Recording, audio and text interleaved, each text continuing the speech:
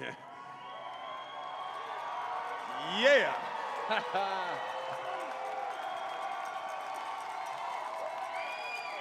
Oh, wow.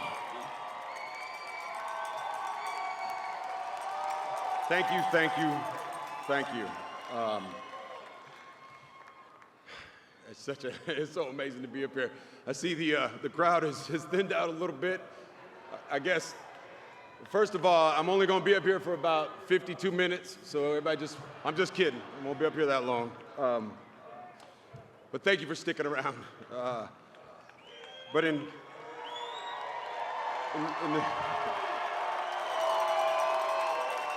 the spirit of saying thank you, I want to start with gratitude, then I'm going to get to a couple stories. But I want to say thank you to everybody, to the city of Canton. You guys have been nothing but gracious to us. 4,200 volunteers. This is truly a football mecca for anybody out there. I want to thank my fellow classmates, 2019 Hall of Fame. We did it, baby. I love it. The Hall of Famers that have paved the way for all of us. I truly, truly am grateful for you guys. It has been an unbelievable special honor to be surrounded by you guys and to be in these behind the closed doors that the fans don't get to see. It's unbelievable. And having said that, I want to say thank you to a couple of Hall of Famers.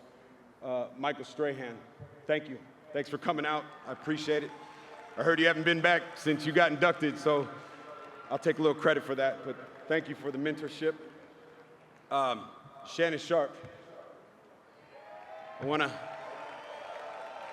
Shannon Sharpe, you know, I played in the AFC West, and so I got to see Shannon twice a year, and he was the man when I came in. He was the man for a while. And I truly learned a lot just by watching Shannon, and I appreciate you, buddy. One of my teammates when I first got into the league was Marcus Allen. And during my rookie year, I hit what is called the rookie wall, and I was struggling. And Marcus, who I didn't know that well, came up to me and he said, "Hey, give me your phone number. I want to give you a call." And I was like, I had no idea what he wanted. He called me that night and said, "Keep your head up, Rook. You got this. Don't worry about a thing." And that means a lot. It taught me going forward how to treat other young players. So thank you, Marcus. Will Shields, appreciate you, buddy. I watched you a lot. Watched you doing all your sets, your kick steps, drops, always working on your technique, and I stole from you. It took me a while to figure it out, but I eventually stole from the way you prepared, and I appreciate you. Willie Rofe, you came to us a little bit later. I don't know where he's at. He's probably getting something to drink. Oh, no, there he is. I didn't see you behind my big head. I'm sorry. You're a beast. I used to love watching you maul people. I don't know if you guys have ever seen Willie Rofe walk. He doesn't look that athletic, but as soon as he takes off, it's like a deer. And this guy was arguably one of the best, or the best to ever do it.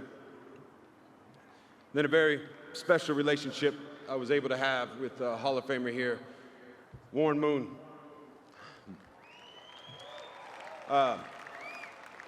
When Warren got to the Chiefs, he was the oldest guy on our team.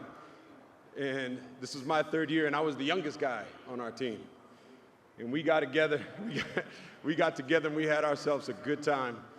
And he taught me, he really taught me how to play this game. He worked with me after practice. We went all around the country having a great time, and he really taught me what it was meant to be a pro, and I appreciate you, buddy. You know, you don't get here without the help.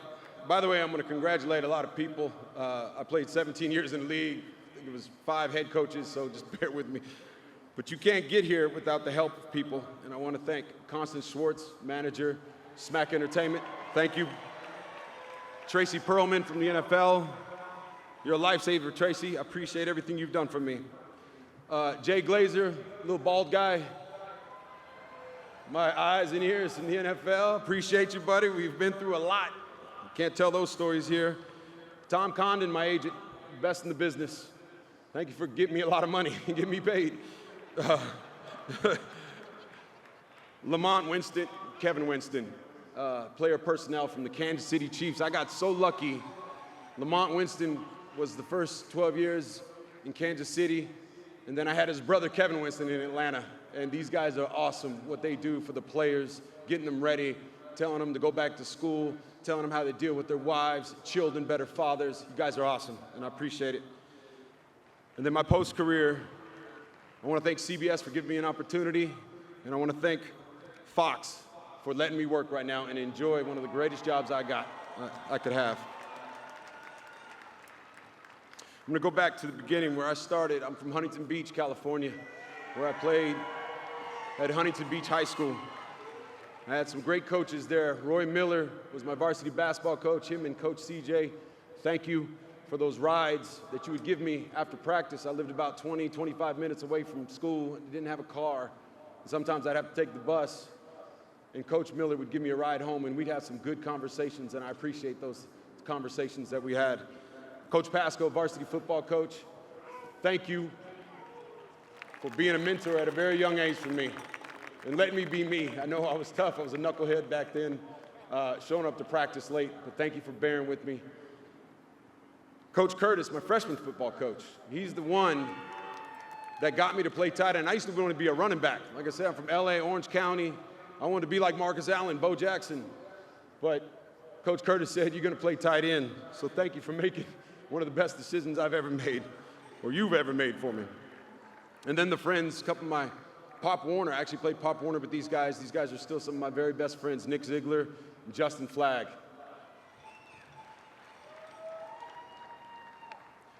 From high school, I went to Berkeley, California, at the University of California Golden Bears, one of the greatest institutions in the country. A little weird. People dye their hair blonde and orange. People go to school naked. They have rallies all the time, but I loved it. It kind of brought me out of my shell. A little too much at times, but we'll get to that. While I was there, Coach Mariucci and Hugh Jackson, offensive coordinator and head coach. Coach Mariucci, I remember he came in and they started throwing me the ball a lot. And I remember I declared to go to the NFL. Coach Mariucci, I'll never forget it, went to his office after I declared. He actually called me in. He said, Tony, I got something to tell you. You're not ready. You're not ready for the NFL. And I'm happy to say I didn't listen to you, and I love you for that. I know you're recruiting for the next year, but Coach Mariucci, thank you for helping me jumpstart and get to the NFL. I want to thank, I played college basketball. Some of the greatest experiences of my life were playing at Berkeley with some great teammates. We went to the Sweet 16 my junior year, played against North Carolina and Dean Smith. We lost, of course, but some of the coaches along the way, Kurt Townsend and Billy Kennedy, I think they're here tonight. I want to tell you guys thank you for the mentorship and taking me under your wing. From Berkeley to the Kansas City Chiefs. 13th pick overall. I want to thank Lamar Hunt and Norma Hunt and Clark Hunt now for taking a chance on me. I really appreciate you guys. I want to thank Carl Peterson, general manager, for trading up. He was the 18th pick that year. They traded up to number 13. Thank you for taking that chance on me. And I know we had our battles during contract negotiations, but we always got it done. And thank you for paying me. I appreciate it. Offensive coordinators, I want to highlight a couple of them. Jimmy Ray. Jimmy Ray, going into my third year, he became the offensive coordinator, and he fed me the ball. And I appreciate you, Jimmy, for using me in ways that I never knew I could be used, moving me all over the field. Thank you for that innovation and creativeness. Al Saunders, who's here too, thank you for looking for ways to get me the ball. I know we butted heads every once in a while, but I really appreciate you. To the head coaches while I was there. When I first got there, it was Marty Schottenheimer, the late, well, he's still alive, I'm sorry. Marty Schottenheimer, one of the greatest coaches of all time. Still the words echo in my ears. This is a performance-driven businessman. If you don't perform, you won't be in business too long. And that always stuck with me. The late Gunther Cunningham, who always wore yellow glasses. He said it made him mean. I don't know if that's true or not, but I love playing for Gunther. I want to thank Herman Edwards. Really appreciate you.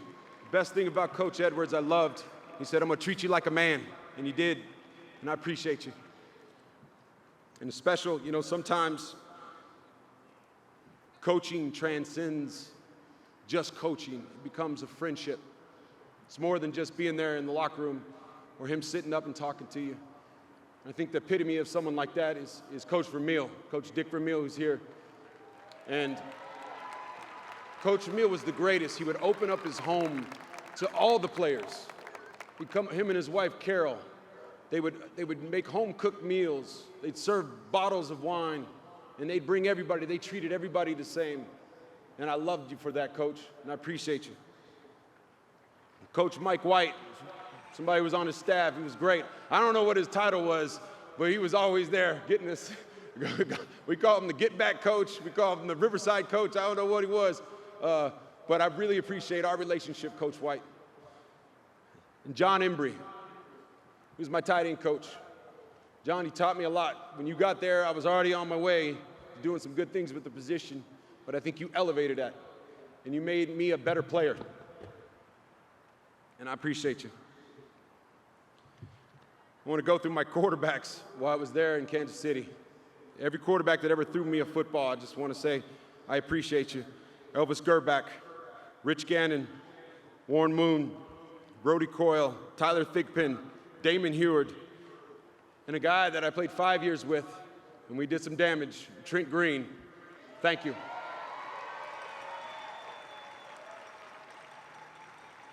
You heard the guys talk about relationships, and I had some great ones, and they're still great friends of mine. Love playing with Jason Dunn, best blocking tight end in NFL history. John Welborn, one hell of a guard. Great friend. Tony Richardson, one of the best fullbacks in NFL history. Billy Baber, tight end. Became great friends, man. I love you. And Kevin Lockett, who I got drafted with. I was the first pick. He was the second pick in the draft. He's also my oldest son's godfather. Nico, ask him about some gifts now. I think he owes you a couple gifts. And then to the fans of Kansas City. Are you in the house, Kansas City Chief fans? You know what? I'll never forget when I first got to Kansas City. They were singing the Star Spangled Banner, and you guys know I'm going with this. At the end of the song, I didn't know what was coming. And they let me know if you know this one. It comes to the end of it, and it says, and the home of the... There it is. And then you'd see the flyover. Nothing else like playing at Arrowhead Stadium. And it brings me, after I had gotten traded to Atlanta, I came back to Kansas City to play a football game. I was on the other side of the ball. I wasn't sure how the fans were going to treat me. And so I was worried about it all week long. And then during the pregame, they introduced me, which I thought was very special. And then something happened that was one of the greatest moments of my career. The Chief fans started yelling at the top of their lungs. And I remember I looked over, and a teammate of mine, Sam Baker, he looks at me and he goes, wow, that is really special. And so you Kansas City Chief fans know how much I appreciated you and how much I cherished the relationships before the game, after game, coming out to the parking lot, giving cookies, giving burritos, words of encouragement. I love you guys. Thank you.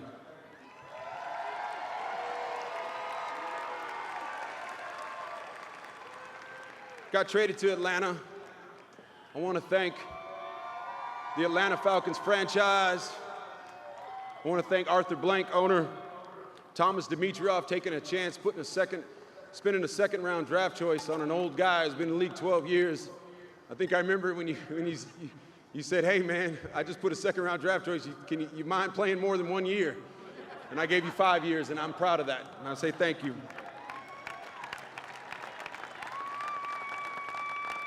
Coach Mike Smith, Smitty, we did some damage, man. 4 winning seasons out of the 5 seasons I was there. NFC Championship game, won my first playoff game. I thank you very much for guiding us and leading us. And then I want to talk about the relationships too. Chris Selfo, my position coach. This is another one of those relationships that go off the field. At that time, I was established, and I kind of knew what I was doing with the position, but I learned from you.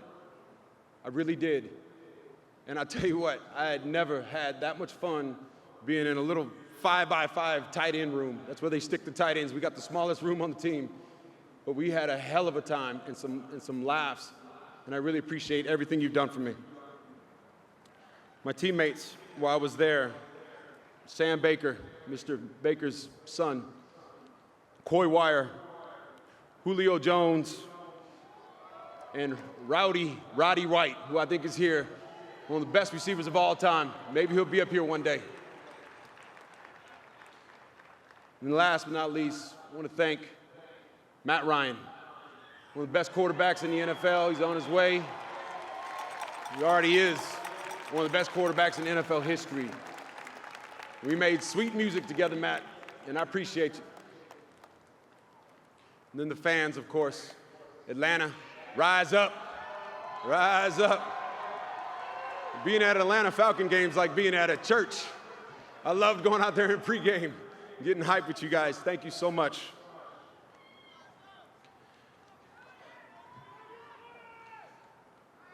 That's the gratitude I want to give. But now I want to tell some stories. They say life boils down to a couple key moments where your life can change just like that. And I've isolated those 3 times in my life. Some of it you already heard, but I'm going to give you guys the details now. When I was younger, I played Pop Warner football. At least I tried to play Pop Warner football. First time I went out, I didn't like it. I was good on the playground without pads, but when you put pads on, it's a different game. You got to hit people with your head, with your shoulders. I didn't like it. And so I quit.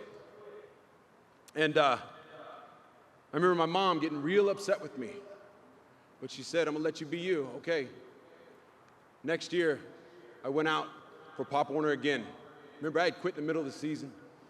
And I remember seeing all the young guys on the team, and they were telling me, I remember one guy named Eric Escobedo, who was the young guy on the team, young stud, and he said, Gonzalez, what are you doing here?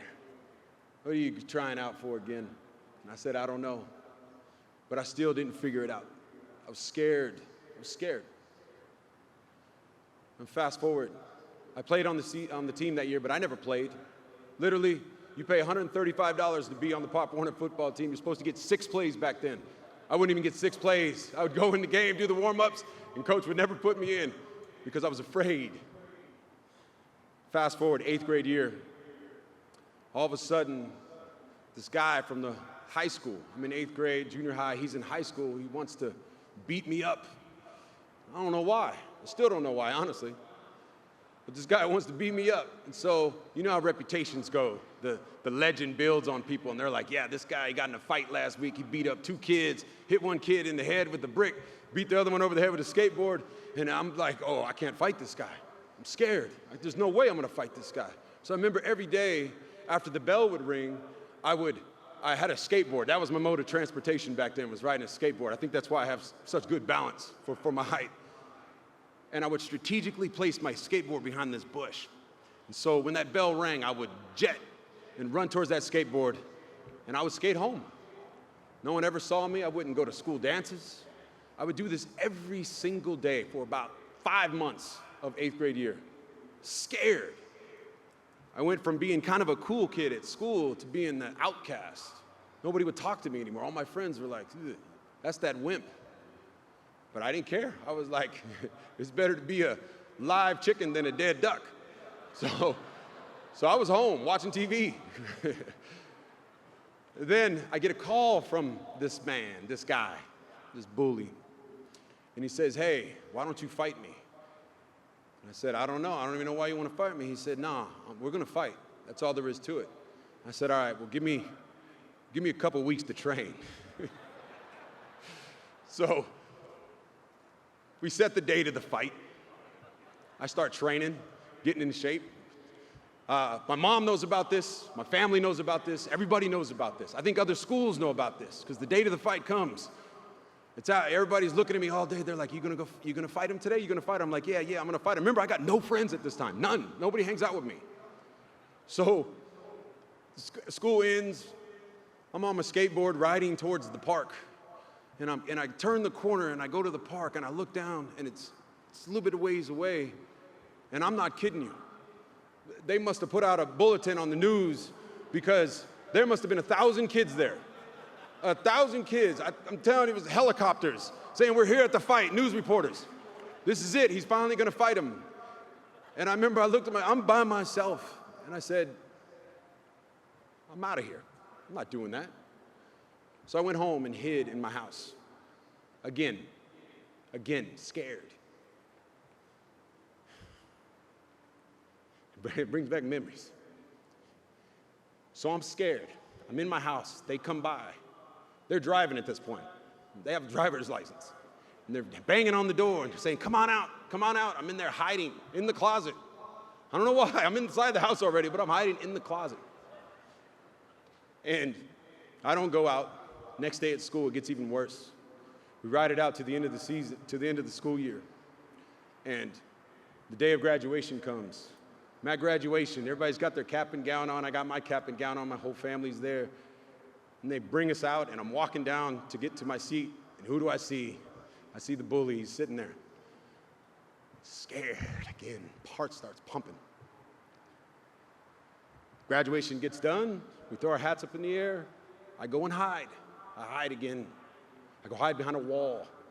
And I'm standing there behind the wall. My family's looking for me. They're like, where the hell is Tony?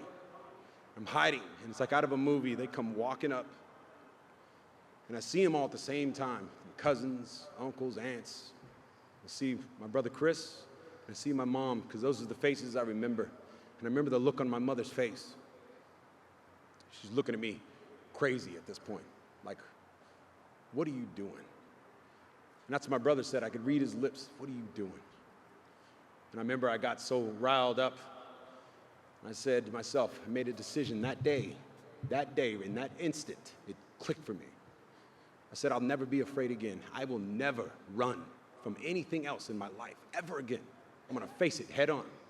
I'm gonna scratch and claw. If I take an ass whooping, I'm gonna take an ass whooping. That's all there is to it. I went out there, that happened.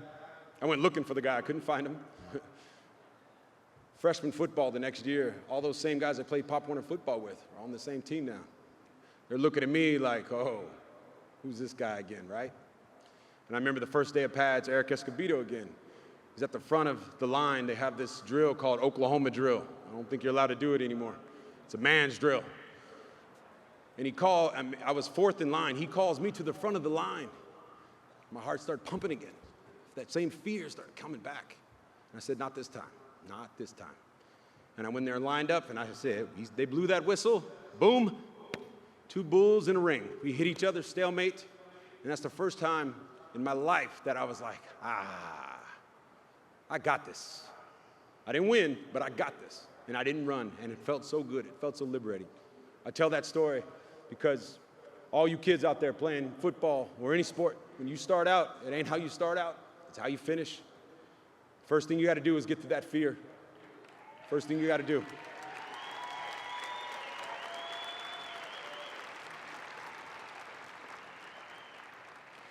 From high school, I had a good high school career. Obviously, I went to Berkeley. When I got to Berkeley, another transformative power of crisis happened to me again. It was my second year, and I haven't done anything yet. I was a first-team All-American. Everybody's expecting big things out of me. I wasn't even first team, second team, third team, or even honorable mention, all Pac-10 back then. 10 teams in Pac-10 back then. I was just on the team showing flashes every once in a while what I could do. The basketball court, I'd have good games, then have a bunch of bad games. And the reason was because I was relying on my talent at that point, which wasn't enough.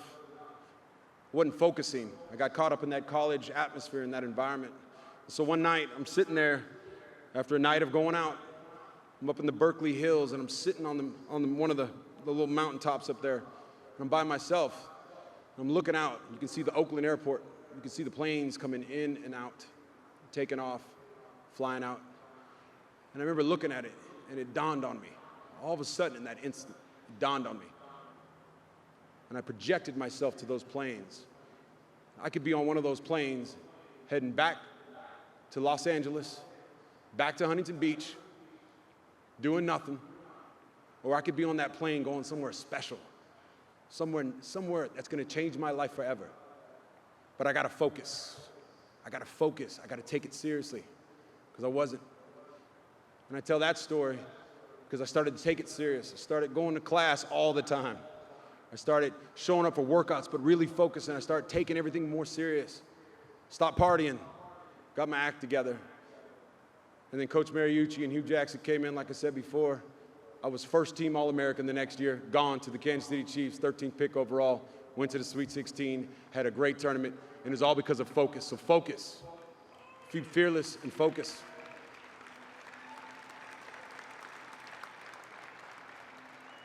And the last story is my second year with the Kansas City Chiefs. Dennis alluded to it, that it was the worst year of my career. It goes without saying. I led the NFL in drop passes that year, 16 drop passes. I got benched twice during the game. Coach said, go sit on the bench. Not playing well. I got booed by the home crowd, rightfully so, Chief fans. Got booed, got written up in the paper and said this guy's on the verge of being a bust. And it hurt. Nobody likes that. So I remember being in my room, crying, depressed, drinking, not in a deep hole.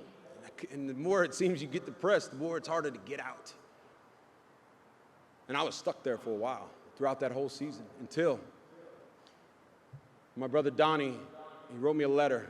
It was a quick letter. Just said, hey, Tony, I don't know what we've seen out there, but that's not you. It's not you. Get back to being Tony. You can do this. And he put a book of Vince Lombardi quotes. It's just all the quotes that Vince Lombardi says, the greatest moment of a man's life is when he lies totally exhausted on the battlefield, glorious. And that stuff spoke to me. It hit me right here. I was like, I like this. It got me going. So I went out there and I did something I hadn't done since 7th grade. I went and bought a book. I bought a Vince Lombardi book, a biography of Vince Lombardi. The only book I had bought before that was a Bo Jackson book, what Bo knows, in 7th grade. Every other reading, it was required reading, which I hardly did some of that at times.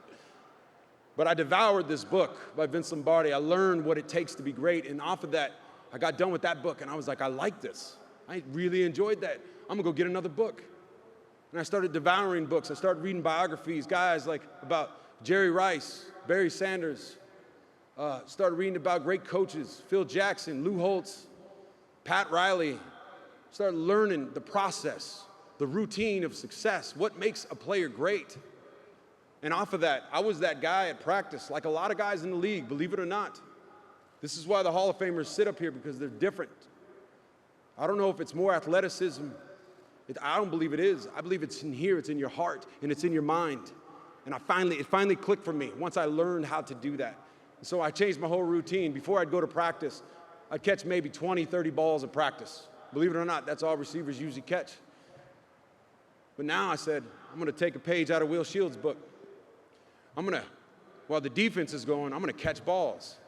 And I would catch 10, 15, 20 balls while the defense was going. Before practice, I'd go out early. I'd catch 100 balls before practice even started. I'd get ready and go out early. I never did this before. After practice, when the coach would tell us what we're gonna do, everybody would take off to the locker room, go home play video games, go see your sweetie pie. I'm staying out here, and I'm gonna get some more catches with my helmet on, with my mouthpiece in, putting myself in the moment. And I learned this all from watching the greats. All from watching the greats, because success leaves clues. You just have to learn about it. And you have to watch, you have to open your eyes. And that changed my life forever. It was the greatest thing that ever happened to me, was to have that year. It was the greatest thing that ever happened to me. The downs is where the learning is. That's where the knowledge comes. And I'm forever grateful for these 3 stories I just gave you. That is the reason why I'm standing here. It's not about the touchdowns. It's not about the catches. It's not about the glory. The most learning you'll ever do is when you go through the bad times. In fact, that's part of it. That's part of it. So welcome that when it comes, because I know what it's done for me.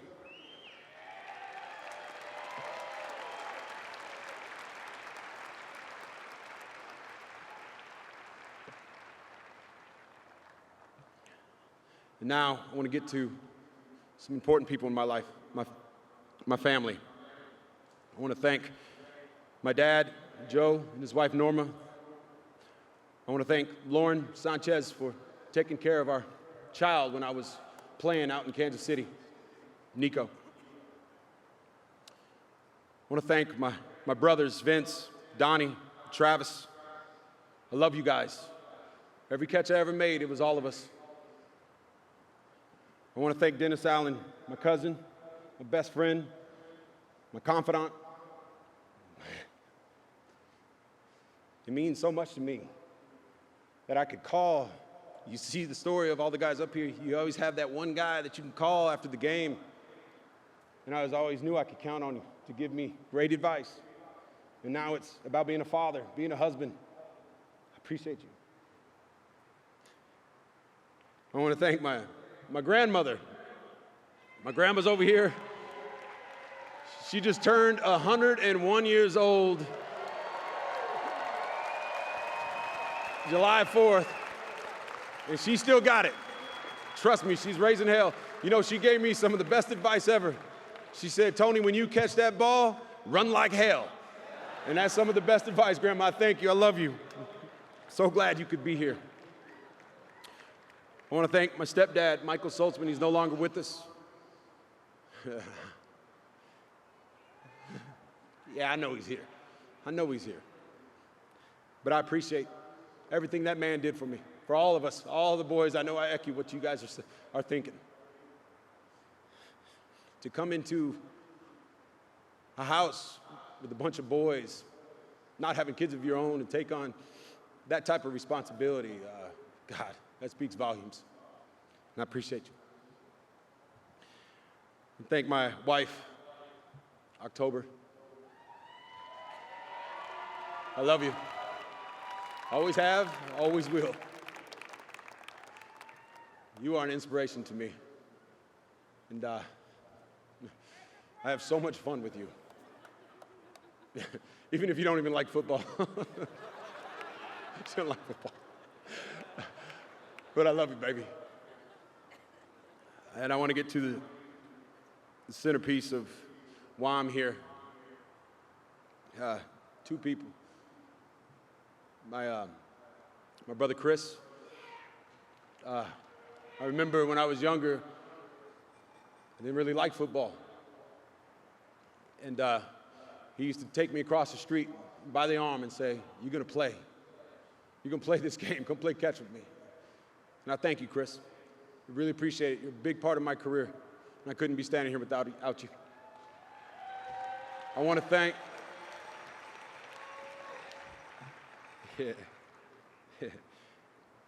my mother. Everybody knows Mom, and you think Mom, shoot. Mom, I love you. You're the strongest person I know. Seriously, you're the strongest person I know. You're always in a good mood.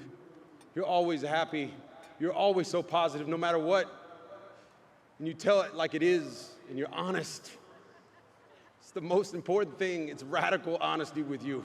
You don't sugarcoat it. And I love you for that. And I think we all love you for that. And I'm so glad, you get up here and you get to this point. It's great for us, right? But it's your family and it's your friends. It's your mom, it's your family. They're coming with you. They're coming with you. And I thank you, Mom, from the bottom of my heart. And I thank everybody who showed up for me. I really appreciate you guys coming out.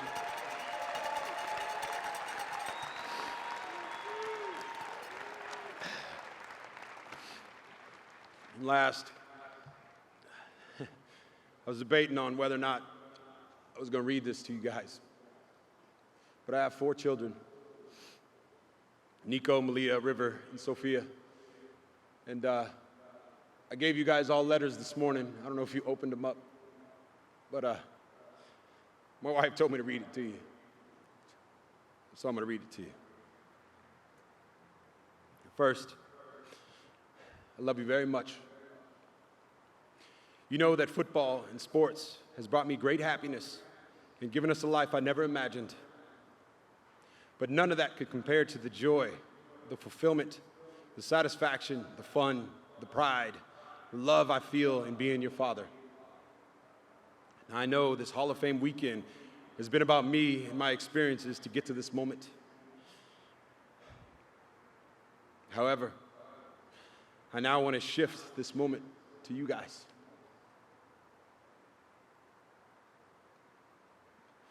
There is no doubt in my mind that everything I have achieved, you can achieve and more.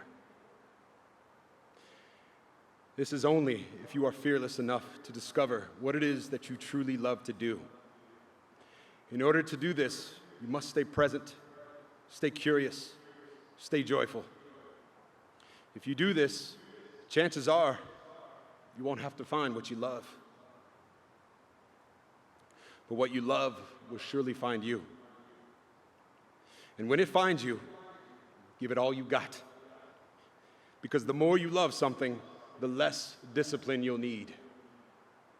Where else would you rather be if you love what you're doing? Why wouldn't you want to learn more about what you do if you love it? I promise you, time will slip away when you find what you love to do. But get ready, because in your pursuit of finding what you love to do, you are guaranteed to get something that no one on this earth is immune to. Beautiful growing pains are coming. The critics are coming. Like every child of a successful person, you will be compared. When this comparison comes, don't listen. Good or bad, do not listen. Remember, comparison is the thief of joy. You will get knocked down. You will fail. And you will doubt yourself. But that is a good thing. That, my sweet children, is where the gold is. That is where you will come face to face with who you really are and find out what you are truly made of. Be fearless and go there. The fight you have with inner fear is the most worthwhile fight you will ever have. Life takes off on the other side of fear. When hard times come, dig deep, close your eyes, and breathe slowly. Tell yourself, I got this.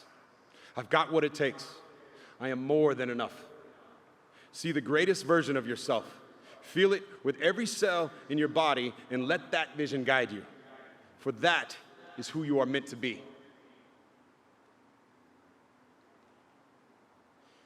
Success comes in all shapes and sizes, but there is a difference.